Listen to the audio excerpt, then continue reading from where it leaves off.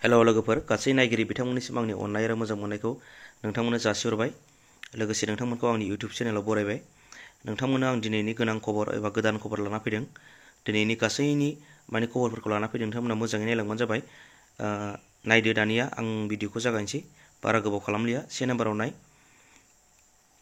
गासै बुहुमाव सा 9,66,295 जन जाबायनो, मानि 9,66,295 जन बुहुमाव कर'ना भाइरासजों साग्लोबजानानै जाबाय आरो, थैनाय नङा दे बियो, जाबाय आरो बेसेबां जन। गासै बुहुमाव थैबाय बेसेबां थैखोनो, गासै बुहुमाव 49,275 जन थैबायनो। बेसेबां होनदों? 49,275 जन थैबाय। 3 नाम्बाराव नाय। गासै 2,03,322 माने 2,03,322 नेगेटिभ मोनफिनबायनो। बेसेबांनि गेजेराव? नैबे 9 लाखसनि गेजेराव दै। बेसेबां नेगेटिभ माने हामफिनबाय आरोना, मोजां जाफिनबाय। दानिया 4 नाम्बाराव नाय। इन्डियायाव गासै 2,032 जन मोनबाय जाहैदों, बियो थैनाय नङा दे। इन्डियायाव बेसेबां मोनदोंनो? 2,032 जना, 2,032 जना माने बे बेरामजों साग्लोबजानानै दङ आरो, थैथ'वाखै। ओमफ्राय 5 नाम्बाराव नाय। इन्डियायाव गासै 58 जन थैबायनो, 58 जन थैबाय जाहैदों दे इन्डियायाव गासै। ओमफ्राय दायो 6 नाम्बाराव नाय। आसामाव 18 जननिफ्राय दा सा 16आ रोखा पजिटिभ मोनबायनो, माने सानैखौ नेगेटिभ मोनफिनबाय दे। दायो बेसेबां दं? 16 जना रोखा मा मोनखोनो? पजिटिभ मोनबायनो आसामाव दै। दा 16 जन जानानै दं आसामाव। बेखायनो नोंथांमोना जोंनि बर' गामिफोरनि लामा सामाफोरखौ हायोबा लकडाउन मोनसे बेनार लिरनानै लामाफोरखौ ब्लक खालामनानै दोननांगौ दे। नोंसिनि गामियाव हाबनाय लामाफोरखौल' दे, गिदिर लामाखौ नङा आंनिबा। आंनिखौ खालामनानै जाबाय आरोना। नोंसिनि फिसा फिसा लामाफोरखौ, गामिफ्राव हाबनायफोरखौ ओरैनो थाबायनो आन्था, साइकेलफोर हाबनो आन्था होनानै नों जेनेबा ओरै लकडाउन होनानै होथेबानो जाबाय लामाफोरखौ। 7 नाम्बाराव नाय दानिया।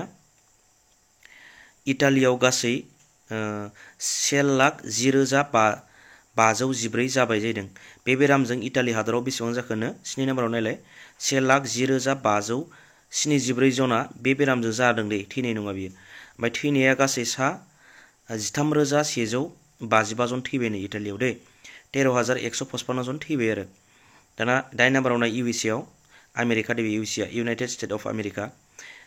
इउ एस ए आव गासै सा 2,17,594 जन बे बेरामजों साग्लोबजानानै दङनो दे दा बेखिनियाव। ओमफ्राय बे इउ एस ए आवनो बेसेबां थैखोनो? थैनाया गासै 5,152 जन जाबाय आरोना दिनैनि गेजेराव, दिनैसिमाव दै बियो। ओमफ्राय दाना 9 नाम्बाराव नाय। स्पेन हादर दै, बेबो जोंनि भारत बायदि मोनसे।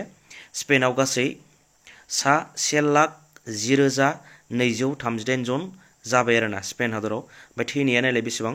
थैनाया गासै 10,003 आरो 10,003 बेसेबां जन थैबाय आरोना स्पेन हादराव। दाना 10 नाम्बाराव नाय। चाइनाखौ जोङो मिथिथारनांगोन, मानो होनना बुङोबा चाइनानिफ्रायनो बियो जागायदोंमोन दे बे। चाइना हादरावनो जादोंमोन। बेहाय बेसेबां जन जादोंमोननो? 81,589 जन बियो चाइना हादराव जादोंमोन। नाथाय बिसिनि हादराव साबैसे थैदों नायदो। थैनाया गासै सा 3,318 जनल' थैदोंनो दे। गावसिनि जानाय जायगायाव बांद्राय थैबावाखै, गुबुन जायगायावसो बुहुत इफेक्ट खालामबाय। बेसेबां थैखोनो? 3,318 जनल' चाइनायाव थैदोंनो दे। दाना 11 नाम्बाराव नाय। फ्रेन्सआव गासै, फ्रेन्स हादर दे बेबो, फ्रेन्सआव गासै सा 56,989 जन जाबायनो दे बे बेरामजों। बेसेबां मानि मोनबाय आरो चाइनायाव जानायखौ। ओमफ्राय थैबाय गासै सा बेसेबां थैखोनो? फ्रेन्सआव 4,032 माने 4,032 जन थैबाय आरोना माबायाव, फ्रेन्स हादराव। दानिया 12 नाम्बाराव नाय। बियो जाबाय इरानाव गासै सा 50,468 जन जाबायनो। इरान हादरावबो मानो गासै 50,468 जन मानसिया बे बेरामजों जाबाय।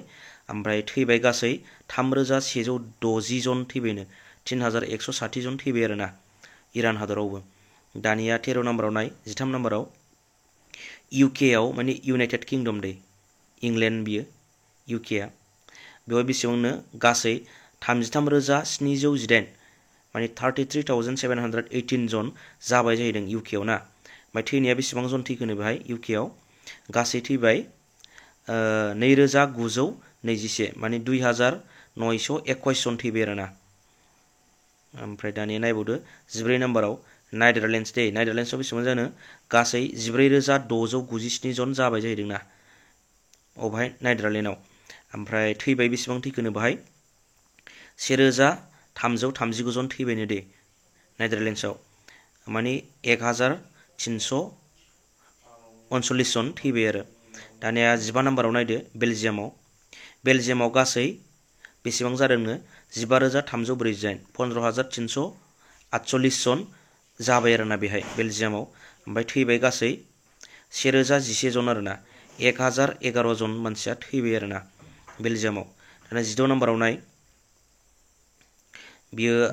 बियो माबा नङा दे बे बेरामनि निउस नङा बियो माने दावहारु गयारि इउटुब चेनेलाव बे आंनि चेनेलावनो क्लास 10 नि अनलाइन क्लास होगासिनो आङो नोंथांमोना नायबानो जाबाय आंनि चेनेलाव हाबनानै। नोंथांमोननि गामियाव सोरबाफोर उन्दै गथ'फोर दङबा खोन्थाना हो क्लास 10 आव माने बिसोरो फाइनाल होनांगौ नालाय बिसोरनि थाखाय आङो स्कुल बन्द जानायखाय मोनसे अनलाइन क्लास खालामदों। बेखायनो दावहारु गयारि होननानै इउटुबाव लिरना होबानो फैखागोन आरोना नोंथांमोना नायबानो जाबाय। पार्ट 1 पार्ट 2 पार्ट 3 पार्ट 4 5 सिम बानायबाय आङो दा 1 निफ्राय मोनसे नायलांबानो जाबाय। दा बेखिनियानो नोंथांमोन दिनैनि भिडिअआ। बाय बाय।